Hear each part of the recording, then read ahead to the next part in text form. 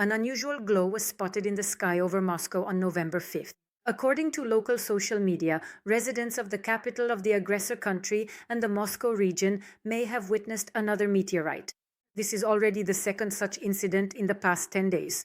At that time, a mysterious object with a greenish glow flew across the sky at around 6:30 in the morning. It was seen in various cities, including Istra, Fryazino, Ramenskoye, Lyubertsy, and Krasnogorsk. As Nathan Eismont, a leading research fellow at the Institute of Space Research, told the Telegram channel SHOT, a small meteorite could have produced such a light when entering the Earth's atmosphere. According to another version, it could also have been a fragment of space debris. However, social media users have their own theories. This is already the third incident this month. If these aren't rockets but meteorites, then there are a lot more of them flying around. The dates of the meteorite tests are suspicious. They coincide. First we have tests, then a meteorite, now the Americans, and again a meteorite. Let us remind you, on November 5th, the United States conducted a test launch of an unarmed Minuteman III intercontinental ballistic missile. The missile traveled approximately 6,800 kilometers from a base in California to a missile defense test range in the Republic of the Marshall Islands. On the same day, Russian Defense Minister Belousov reported to Putin about U.S. plans to deploy Dark Eagle missile systems in Europe and the Asia-Pacific region. The flight time of such a missile from German territory, where this missile system is planned to be stationed, to targets in central Russia would be about 6 to 7 minutes. And afterwards, he proposed to begin preparations for full-scale nuclear tests on Novaya Zemlya. Given the above, I consider it advisable to begin preparations for full-scale nuclear tests immediately. The readiness of the forces and resources at the central test site on the Novaya Zemlya archipelago makes it possible to conduct them within a short time frame. Recently, Putin also announced the completion of tests of the Burevestnik cruise missile with unlimited range. Soon after, he also stated that the Poseidon nuclear torpedo had been tested.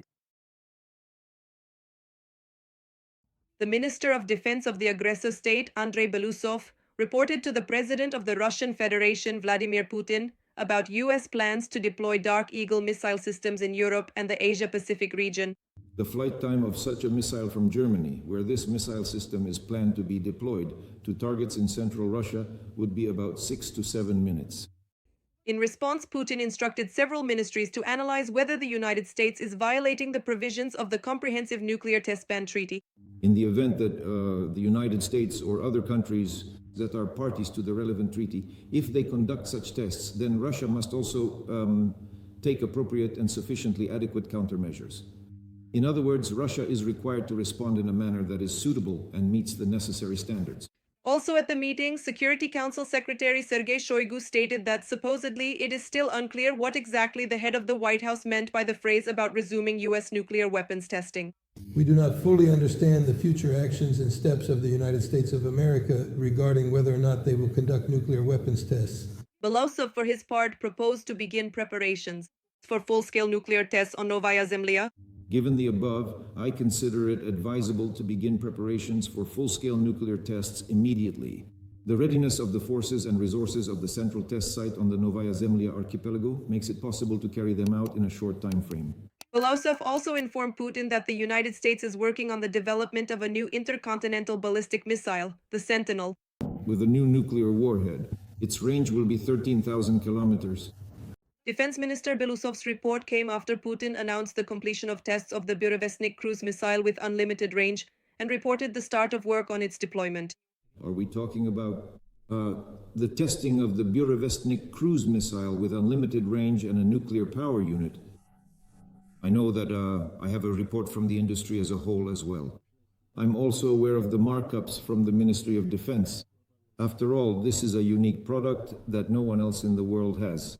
Soon after, he also announced the testing of the Poseidon nuclear torpedo, which, according to him, has no equal in terms of speed and operating depth. The testing of two powerful nuclear weapon carriers, the Burevestnik cruise missile and the Poseidon underwater drone, is seen by analysts as a clear signal from Moscow to Washington. By showcasing its nuclear arsenal, the Kremlin is trying to force the United States to come to the negotiating table and accept Russia's broader terms, which go beyond the scope of Russia's war against Ukraine. American President Donald Trump called Putin's statements inappropriate and reminded that the U.S. has a nuclear submarine near the Russian coast, while emphasizing that Moscow should focus on ending the war against Ukraine. And on October 30th, the US president ordered the first nuclear weapons tests in 33 years to begin. Let us recall that on October 5th, the US Space Force conducted a test launch of a Minuteman III intercontinental ballistic missile,